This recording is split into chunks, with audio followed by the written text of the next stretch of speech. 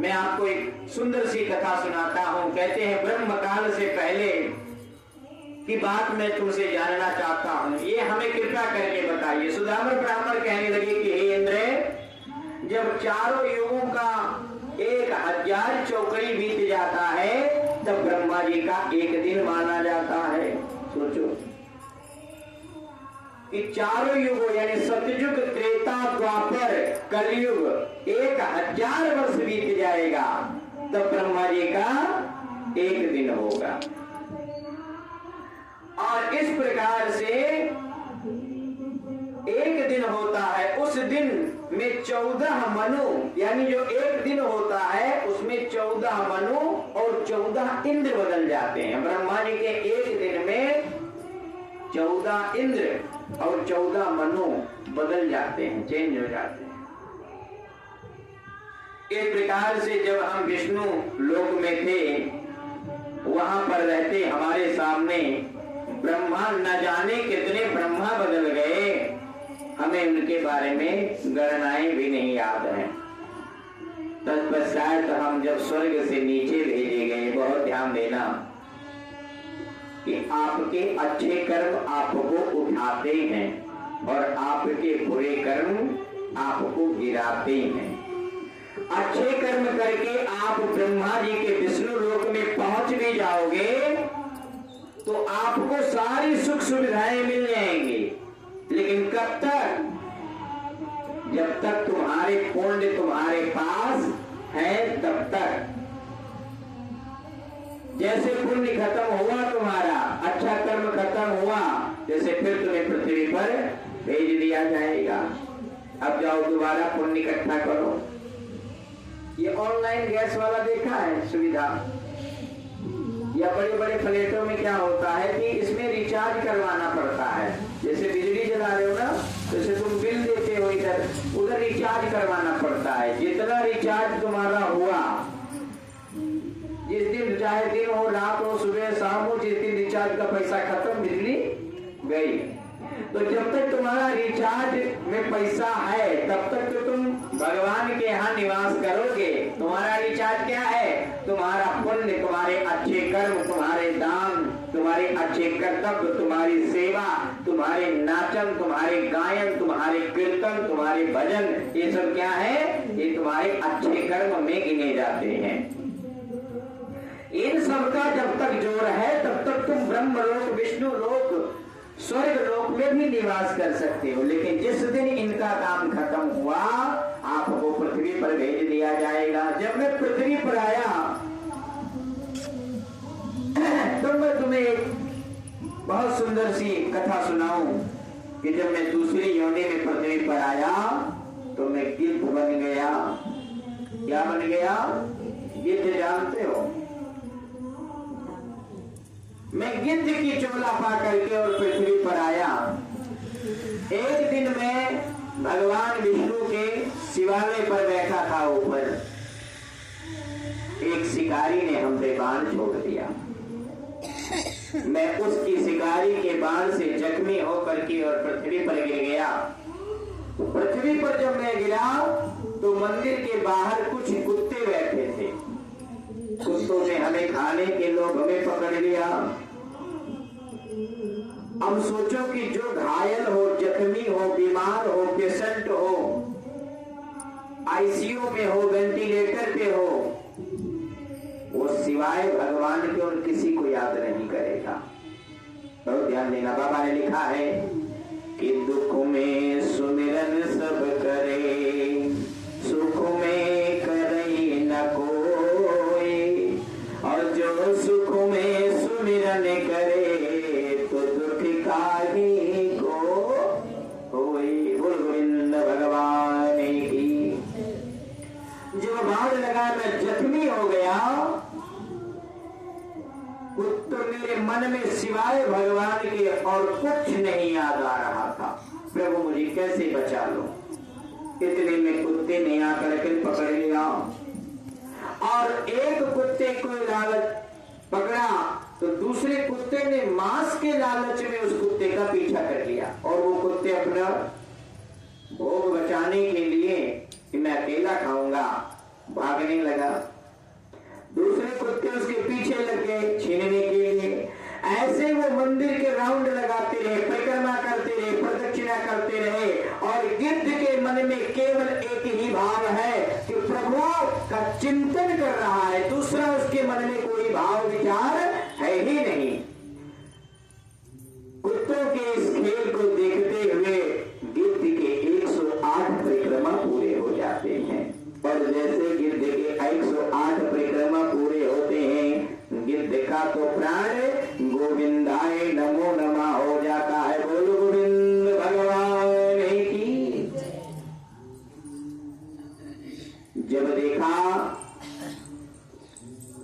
और जिस दिन ये घटना हुई उस दिन कार्तिक मास के शुक्ल पक्ष की नवमी तिथि थी। बहुत ध्यान देना। और ये तिथि सतयुग से है, आज से नहीं है। जो ये विज्ञान कहता है, ये जो नए नए बच्चे, ये तुम्हारा विज्ञान नहीं था, तुम्हारे एरोप्लेन नहीं थे, मिसाइलें नहीं थी, ब्रह्मास्त्र नहीं था,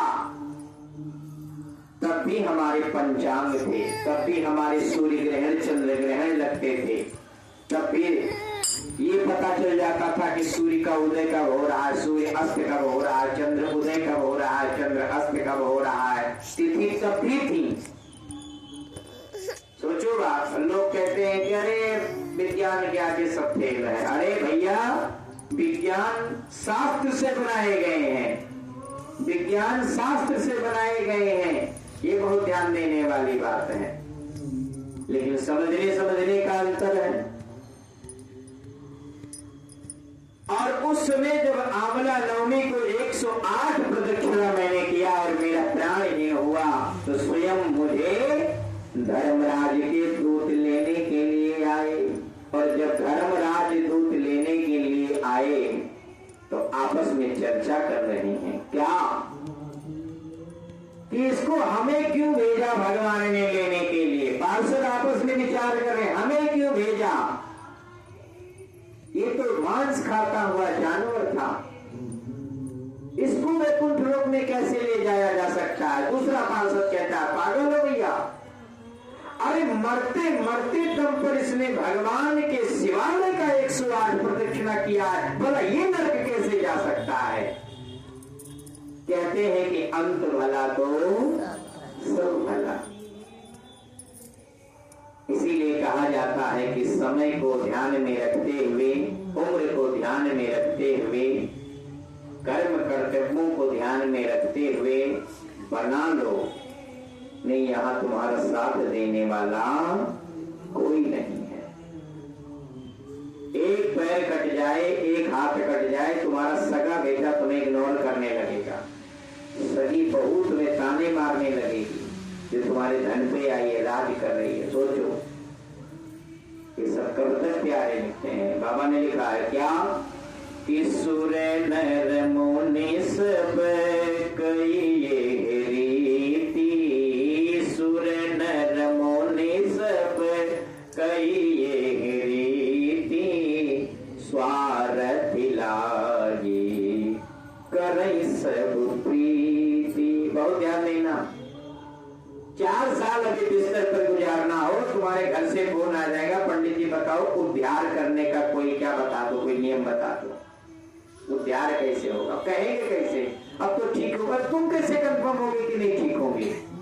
ब्रह्मा जी हो भैया, पर ये कहते हैं कि बताओ उद्धार कैसे हो, गीता सुना दो, फलाना सुना दो, ढिमकाना सुना दो। ये बिल्कुल कड़वी बात है। इसलिए अपने हाथ में जब तक है तब तक सुधार कर लो, बना लो, नहीं फिर बना पाओगे नहीं बना पाओगे, कोई गारंटी तुम्हारे पास नहीं। जब तक सांस चल रहा है, हिम्मत लड़ रही है, तब तक भगवान के नाम का चिंतन कर लो। क्योंकि अगर भगवान के नाम का चिंतन नहीं करोगे तो फिर जाने के बाद करने का कोई मौका नहीं मिलेगा। बोल गोविंद भगवान की। इस प्रकार से परम पद को जब हमें प्राप्त हुआ, इंद्र ने ये सारी बातें जब सुनी तो अत्यंत प्रसन्न हुए और उन्होंने विधि पूर्वक भगवान का पूजन करके और 108 प्रदक्षिणा करते हैं। नारद जी कहने लगे, बोल गोविंद भगवान की। नारद जी कहने लगे कि हे राजन, कार्तिक शुक्ल पक्ष की 9वीं तिथि जो है ये सतयुग की तिथि है। इस दिन भगवान का पूजन करना, आंवले का पूजन करना और प्रदक्षिणा करना कई यज्ञ के बराबर फल प्राप्त होता है। बहुत ध्यान देना, कुछ मुहूर्त ऐसे होते हैं कि जिनमें नाम लेने से, पूजा करने से कई हजार यज्ञों का फल प्राप्त होता है। कुछ तिथियां ऐसी होती हैं। और एक बात बताता चलूं, जो अब थोड़ी सी मिस्टेक सी हो रही है कि एकादशी कब पड़ रही है, फलाना कब पड़ रहा है। कुछ तिथियां जो हैं वो उदया तिथि से पूजी जाती हैं और कुछ तिथि वर्तमान तिथि से पूजी जाती हैं। जैसे करवा चौथ उदया तिथि से नहीं पूजा जाता। अगर दिन में सूर्य निकलते समय पे चौथ है और चंद्रमा निकलते समय पे चौथ नहीं है तो वो तिथि वैलिड नहीं मानी जाती। एकादशी उदया तिथि से पूजी जाती, वर्तमान तिथि से नहीं पूजी जाती। ऐसे कई तिथियां हैं। अब कुछ पत्र ऐसे हैं जिन्होंने सारी तिथियां उदया से बना दिया है, सारी तिथियां उदया से बना दिया। अभी देवी दयाल का पंचांग है, उसके हिसाब से आज गोपाष्टमी है। बनारस का जो है उसके हिसाब से आज 9वीं है। हम बनारस के रहने वाले तो हम बनारस के ही बात मानते हैं।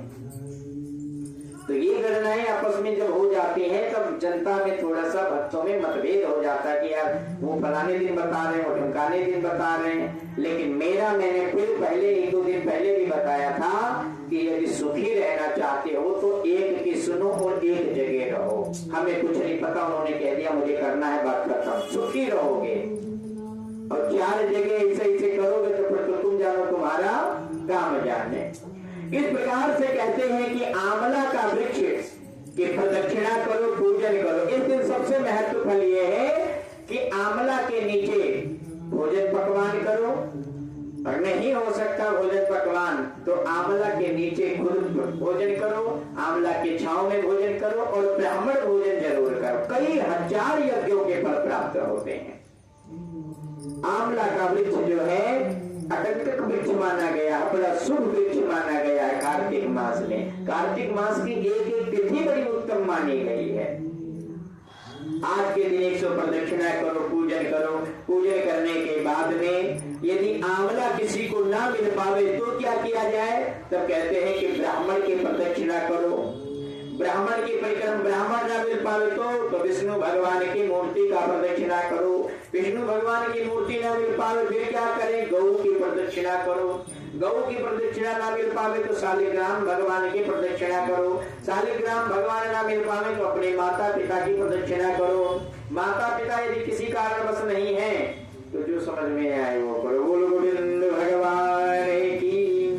इस प्रकार से कार्तिक शुक्ल पक्ष में नियमित सुंदर भाव से करते हुए यदि जिसको भजन मंत्र आए वो करे, और यदि किसी को मंत्र नहीं आता, कोई भजन नहीं आता, तो प्रदक्षिणा करना क्या बोल करके है? ओम नमो भगवते वासुदेवाय, ओम नमो भगवते वासुदेवाय, कृष्ण देवाय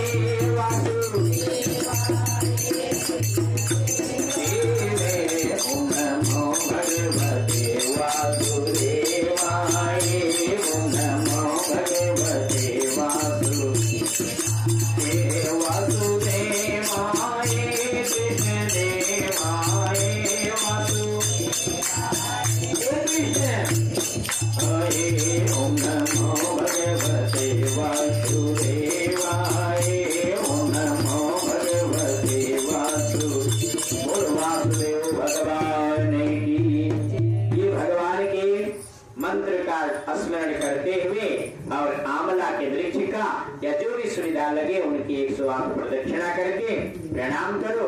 प्रणाम करने के बाद अपने जीवन में सुख शांति समृद्धि मांगो और भगवान हमारी बुद्धि शुद्ध रखे ये जरूर मांगो। रुपया पैसा मकान दुकान तो ठीक है, उसकी कृपा होगी तो सब हो जाएगा, मांगने से मिलेगा नहीं। लेकिन बुद्धि शुद्ध रहेगी तो मुझे लगता है कि सब काम शुद्ध हो जाएगा। सारा गड़बड़ काम केवल बुद्धि हरण होता है, विवेक का हरण होता है, तभी होता है। इस प्रकार से आज आंवला नवमी, कल दशमी में नगर परिक्रमा निकलेगा अपने मंदिर का। परसों 1 तारीख को देवउठानी एकादशी और 2 तारीख को हर हर गंगे नमामि गंगे किया जाएगा, यानी गंगा जी में स्नान किया जाएगा। उसके उपरांत आज जो नवमी की आंवला के जो पूजन का टाइम है वो 1:30 बजे से लेकर के 2:30 बजे के बीच में है। इसके बीच में आप हर हाल में आ जाएं। जो मंदिर में आंवला लगवाया जाएगा उसकी प्रदक्षिणा होगी।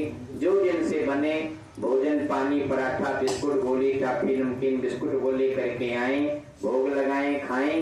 पर शर्त ये है कि जो कुछ भी लाएंगी वो शुद्धता और पवित्रता के साथ लेकर के आएंगी, कोई भी चीज अशुद्ध नहीं होगा। बोल गोविंद भगवान की। श्री कृष्ण गोविंद हरे मुरारी नाथ।